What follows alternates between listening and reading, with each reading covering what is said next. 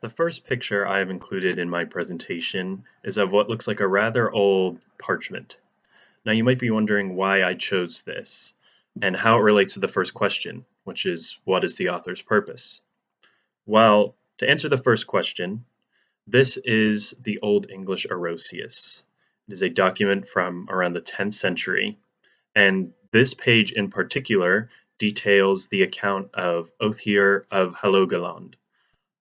He was a Norwegian explorer. I could go on about him for a while.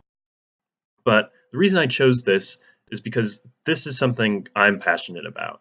This is the kind of history I love, is the parchments and documents.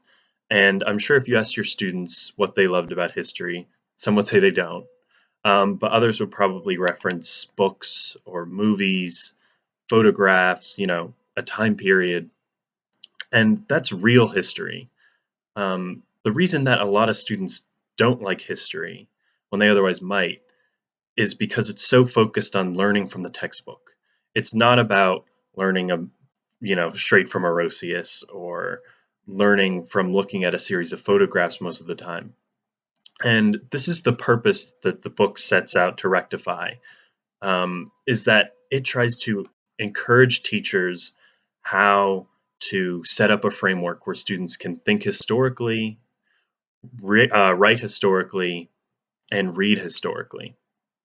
And they do this through a series of different ways that we're going to get into as we discuss the further images.